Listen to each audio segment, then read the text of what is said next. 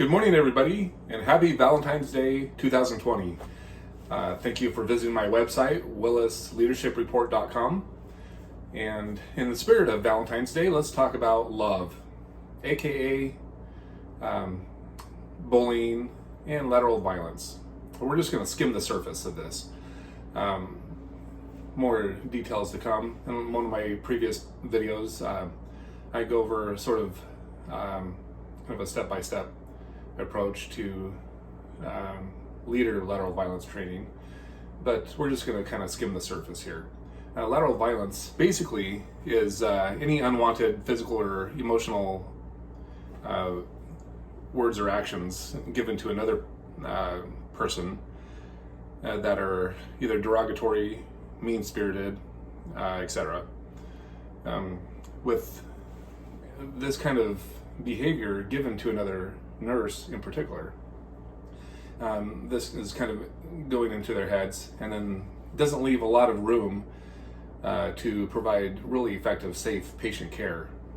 The Joint Commission and the American Nurses Association are both on board with this, and they really advocate that leaders do something about this. I think most successful organizations in terms of lateral violence and bullying prevention, it all starts with senior management. Senior management being educated about lateral violence and bullying, policies that strictly dictate what this looks like on the unit and what will be done about it. Then it kind of goes down to middle management, charge nurses, and then peers, people that are working with the patients on a unit.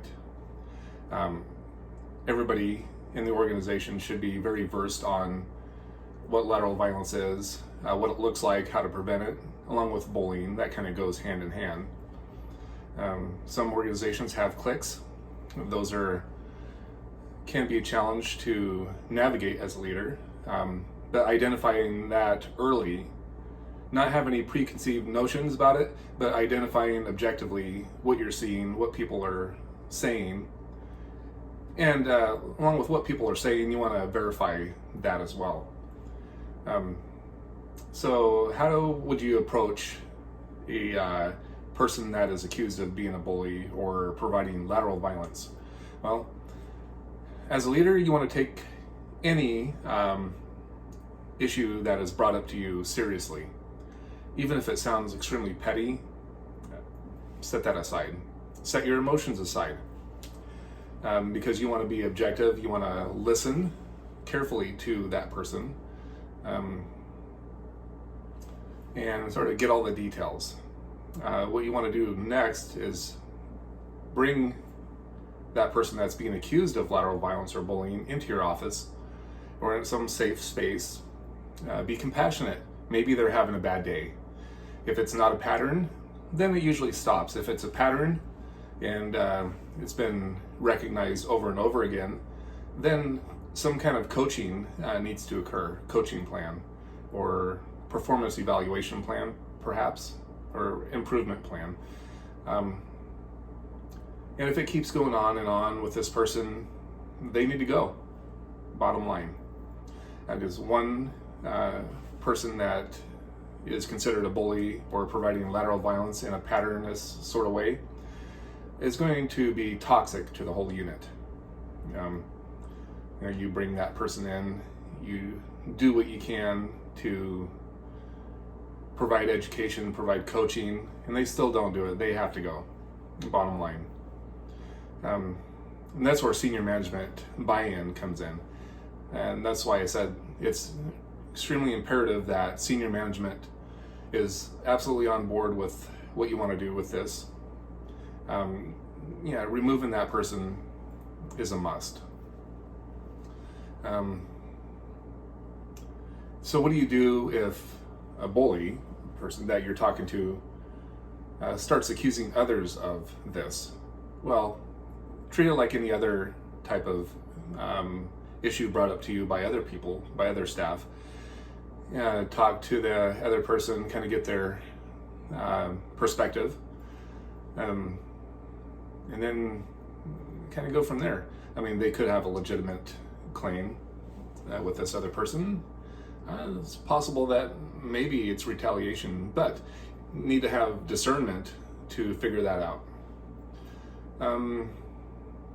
In the terms of education, most, at least in Oregon, most places have to have 4 hours of workplace violence prevention class. It could be 2 hours online, 2 hours live. Lateral violence and bullying, I believe, must be a big part of that education, and it should not be limited to just staff on the critical units. It should be for leaders and, more importantly, senior management. And I would be as bold to say even the board of directors would be good to have them have that education as well. Documenting. Every issue that comes to you must be documented meticulously. And one of my articles down below describes how to document opportunities and issues in an S-bar format. Situation, which is like regarding or header. Background, what the background is, the history of the complaint.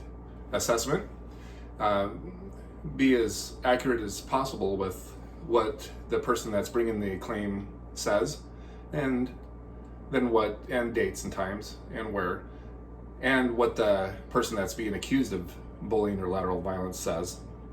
Any other witnesses that have seen this type of behavior. And then recommendation. What are you going to do about it? You want to make sure that whatever plan you have, such as coaching so-and-so with this and that, and be specific about what you're going to do and follow up on it. Generally in middle management, managers or assistant managers, or even charge nurses in some settings, can email this with a header, maybe workplace violence documentation or something to their supervisor, and that way it's in a email form saved. You could even print it out, make a couple of copies, because if you see patterns of this, then that's good documentation to be able to present to make a case to remove a patternless bully or person that's exhibiting lateral violence behaviors. That's it for now. More to come soon. And thank you for visiting. And again, happy Valentine's Day.